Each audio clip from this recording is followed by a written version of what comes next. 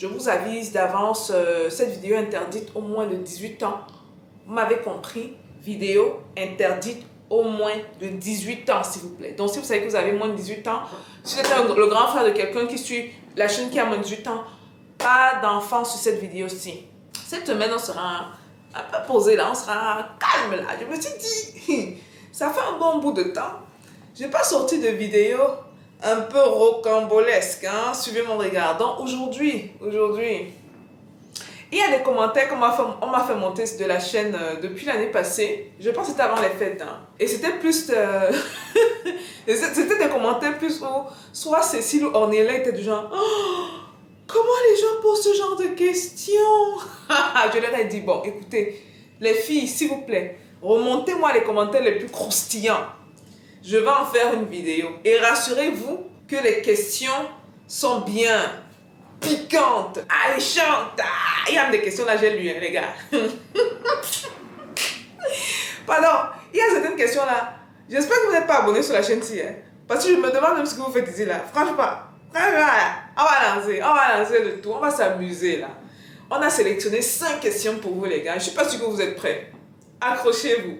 Stay tuned.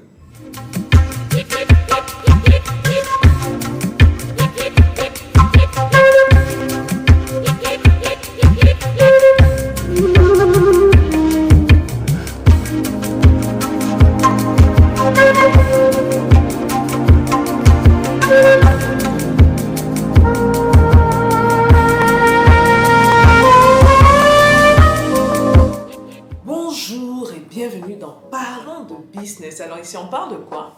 On parle de business, on parle d'opportunités d'affaires, on parle d'argent. Ah, et on parle de tout ce qui peut faire grossir ton compte bancaire, même de mindset. Si vous me découvrez dans cette vidéo, mon nom c'est Stéphanie Mbida. J'ai lancé mon premier business dans l'enfance et je suis passionnée par le business, les opportunités d'affaires et experte dans la multiplication de l'argent. Là. Donc, dans cette vidéo, on va s'éclater. On va sortir un peu des sentiers battus ennuyeux. Bon, je vais prendre les questions parce qu'on m'a envoyé les questions. Je pourrais peut-être les afficher là au fur et à mesure que je parle. Les questions ont été très longues. Hein. Souvent, ce sont des paragraphes, souvent, ce sont des lettres. Souvent, c'est très long.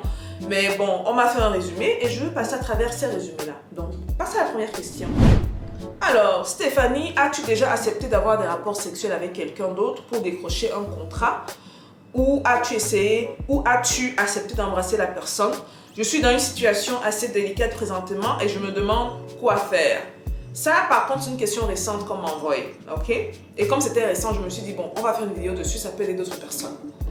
Alors, ma jolie dame qui a envoyé cette question, et je vous promets que c'est la question la plus propre de toutes les questions. Est-ce que j'ai déjà accepté d'avoir des rapports sexuels pour décrocher un contrat? Est-ce que je dois me réfléchir pour répondre? Hell to the no! Hell to the no! Je vais commencer à preach. Preach! Hell to the no! Non! Le genre de non, non! Mesdames, s'il vous plaît, mesdames, s'il vous plaît, ayez beaucoup de dignité, même pas un peu, ayez beaucoup de dignité. Même si on vous traite d'arrogante, on vous traite quelqu'un qui se prend la tête, on vous traite, ayez votre dignité. La dignité n'a pas de prix. Surtout que quand vous êtes en business et vous êtes dans une industrie, il y a des acteurs qui reviennent. Donc, ce sont les mêmes personnes que vous allez voir dans la minute où vous faites un écartement de jambes, vous pensez que c'est juste une fois ou 2 fois, la nouvelle va se répandre. Vous pensez que c'est juste les femmes qui bavardent?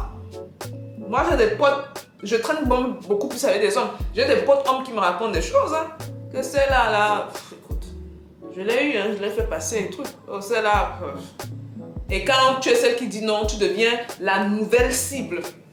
Que celle-là, elle est dure, mais un jour. Ne le faites pas. Ne le faites pas. Donc, celle qui m'a posé la question, la réponse est claire, non. Moi, j'ai déjà parlé sur cette chaîne d'une technique que j'utilise. Bon, je n'ai pas eu de retour par rapport à ça. Donc, je me suis dit, est-ce que les gens ont compris? Je ne sais pas. Les gens essaient peut-être de ne pas juger.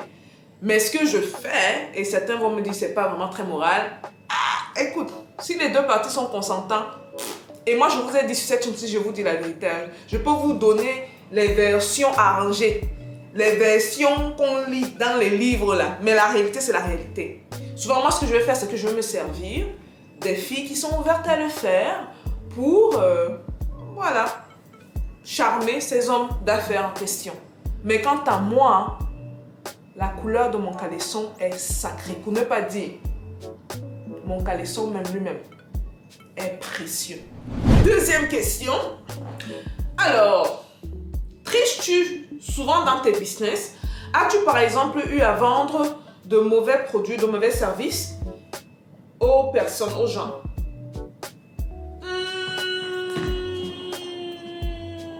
Il y a un petit oui, il y a un petit oui, il y a un petit oui. Il y a un tout petit oui. Parce que je me rappelle quand j'étais adolescente, mais je sais pas, ça m'avait laissé un goût amer dans la gorge, quoi. Je vendais, quel est le produit que j'avais vendu, je me sentais mal. Ou par rapport à la qualité, ça ne... En termes de création de valeur, parce que il faut vraiment, dans le business, il faut être obsédé par ça. Au-delà de l'argent, il faut être obsédé avec apporter de la valeur à travers votre produit, à travers votre service aux autres, ok? Très important.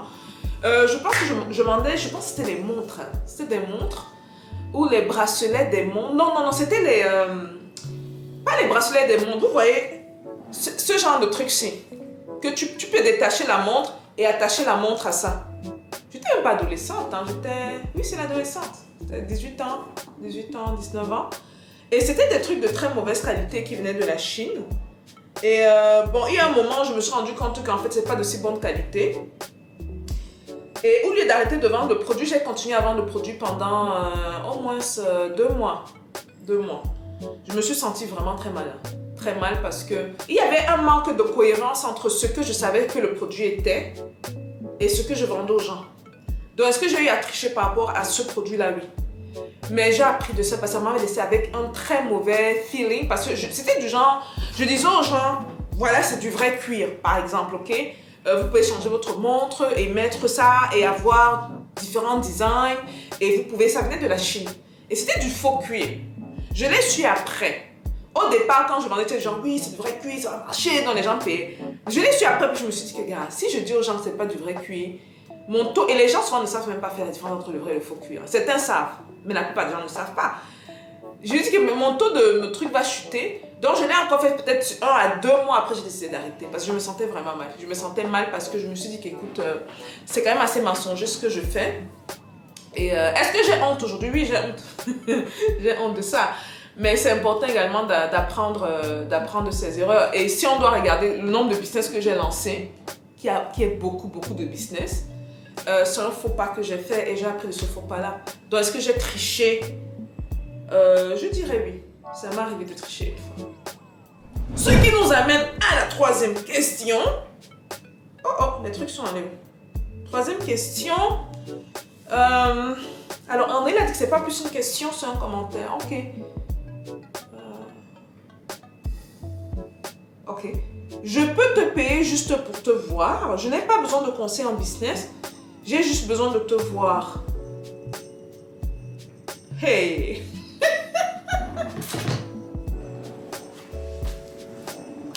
Maman Nangai, l'autre fois, on fait comment? Là, on fait comment? Je peux te payer juste pour te voir. Je n'ai pas besoin de conseils en business. J'ai juste besoin de te voir. Hey, le gars, il faut fuir. Je suis même embarrassée, je ne sais pas trop quoi dire. Et il a mis même un montant. Je n'ai même pas de vous montrer, dire le montant. Mais ça, c'est intéressant, ça. Se faire payer en or, hein. Ah, les gars. Non, les gars. L'argent est bien. Hein? Mais il y a le genre de personnes, tu ne sais pas, on va te kidnapper. Moi, j'appelle ça le kidnapping life. Ça, c'est pour te kidnapper. Quelqu'un te... Bon, j'essaie d'être sérieuse là. Attendez. C'est très tordu comme commentaire, les gars. C'est très tordu. La personne est prête à payer beaucoup d'euros. Mais non. C'est bizarre. C'est bizarre au point où tu te dis que peut-être on veut te kidnapper. On peut te découper en pièces. Non. Je sais pas, dites-moi ce que vous pensez de ça. Est-ce que vous accepterez? Bon, je vais dire le montant. Il a dit 10 000 euros. Il est prêt Il veut qu'on se rencontre, il est prêt à payer 10 000 euros. Pour 45 minutes, quand on se rencontre, il veut juste me voir. Par contre, attends. Ce que tu peux faire, ok, si tu es de très bonne foi, c'est de faire un don à la chaîne. On accepte tous les dons. Je peux donner le PayPal. Fais un don à la chaîne, je dirai pas non, et puis je te remercierai publiquement. Ok, donc je te donnerai ton nom pour te remercier publiquement justement du don que tu as effectué. Et c'est un don qui peut beaucoup aider, quoi. Parce que derrière, parlons de business, on ne le voit pas, il y a beaucoup de personnes qui travaillent. Il y a 11 personnes au total qui travaillent derrière parlons de business. Donc, c'est un argent qui peut aider justement à payer, que ce soit les freelancers, les consultants, ce genre de trucs. Donc, j'apprécierais. Mais est-ce que c'est juste pour me voir? Non. Ce qui nous amène à la 4e question. As-tu été attiré par un de tes partenaires? Les gars, on a se dit la vérité là. Mais à vrai dire, je ne sais pas si c'est un côté de moi que je devrais révéler. À vrai dire, c'est normal d'être attiré par le sexe opposé. Ok, donc c'est très normal. Ceux qui vous diront l'inverse, je ne sais pas s'ils sont froids ou quoi que ce soit, c'est très normal d'être attiré. Par contre, ce qui n'est pas normal, c'est de se laisser aller. C'est deux choses différentes, ok? Est-ce que j'ai été attirée par un des partenaires? Oui, c'est arrivé plusieurs fois. Maintenant, il faut de la retenue. Hein. Je tombe facilement amoureuse de l'intelligence des gens, au-delà de la beauté physique. Et maintenant, l'intelligence des gens, est-ce qu'il y a des personnes très intelligentes? Pas vraiment. Même celles que parfois les gens pensent qu'ils ou qu'elles sont intelligentes, ça dépend dans ce que moi j'entends par intelligence. Je sais que beaucoup de gens peuvent voir quelqu'un comme étant intelligent. Intelligente, pour moi, c'est pas intelligent. L'intelligence, c'est plus beaucoup de culture générale, beaucoup de savoir qui vous aide. Oh my God, les kémites et les... tu vois le genre d'Africain qui sait qui il est, je suis même prête à mettre dans ma tête, mais pas en vrai, dans ma tête, c'est like... Je vous dis ça parce que c'est vous. Je vous dis parce que c'est vous, les gars. Je suis... Mais non. Mais pour répondre sérieusement à la question, as-tu déjà été attiré par un de tes partenaires? Oui. Mais est-ce que ça s'est conclu en quelque chose? Non. Stéphanie, tu viens de dire ta vérité comme ça. Après, on m'a dit que... Non, mais il faut être vrai. Parce que je me dis que il y a certains trucs qu'on va dire pour paraître, vous voyez, et beaucoup qui suivent cette chaîne depuis savent que je ne suis pas beaucoup dans le paraître. Donc c'est important parfois de dire les choses telles quelles. Parce que vous n'avez pas pourtant dit que j'encourage ça. Oui, ça m'est arrivé, mais est-ce que je me suis laissé aller? Hell to the no, les gars, non. Il faut avoir la tête froide. Il faut avoir la tête plus que froide dans le business, ok? Être attiré, c'est normal, c'est très normal. La grosse différence est mise justement dans ce que vous faites de cette attraction-là. Ok? Donc, vous devez tenir, comme on dit en anglais, you have to keep your emotions in place. You gotta keep your emotions in place, guys. Don't play with that. Ça peut vous détruire. Donc, faire attention. Ce qui conclut cette vidéo avec la dernière question. Intéressante. C'est une question même. Pourquoi on a fait monter cette question à moi, je ne sais pas. On veut me créer des problèmes ici. As-tu déjà menti au gouvernement pour tes taxes? Non, je ne dirais pas mentir. Je dirais il faut savoir faire ce qu'on appelle l'optimisation fiscale, les gars. Ok? Et c'est pour ça qu'il y a des experts comptables. C'est pour ça qu'il y a des fiscalistes, des avocats qui sont allés à l'école pour vous aider pour faire ça. Avocats fiscalistes là, ça coûte cher. Il coûte très cher, mais il vous aide à gagner beaucoup d'argent. Et ça, c'est pour ceux qui se font beaucoup d'argent. Quand vous commencez à vous rapprocher de vous dépasser la barre de 500 000 $ ou euros, vous devez vraiment penser à l'optimisation fiscale. Allez vous chercher des avocats fiscalistes pour vous aider à faire ça. Ok, désolé de parler en regardant, j'arrange ma montre. Allez vous chercher des avocats fiscalistes.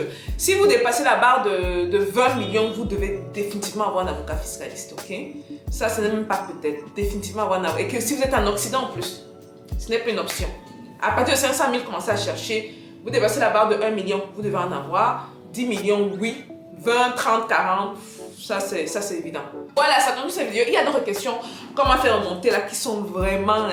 Bien dit que je ne peux pas parler de ça ici, là, les gars. Ah, comment ça dit que... Il y a des abonnés là. Les gars, il ne faut pas venir chercher les femmes sur la chaîne-ci. Hein. Restez concentrés, ok? Ça ne vaut pas la peine. Sachez que la chose la plus importante, c'est votre concentration. Si votre attention est prise ou détenue par quelqu'un, c'est pas bon. Vous perdez sur toute la ligne. Restons concentrés sur la recherche de l'argent. Restons concentrés sur la création de valeur.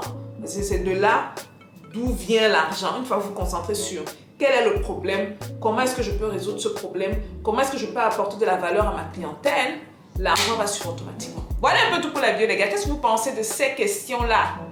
Est-ce que ce ne sont pas des questions tordues? Ce ne sont pas des questions bizarres? Ce ne sont pas des questions... Mais c'est là que vous vous rendez compte que derrière les questions, il y a des gens. Quand il y a quelqu'un qui veut te payer pour te voir.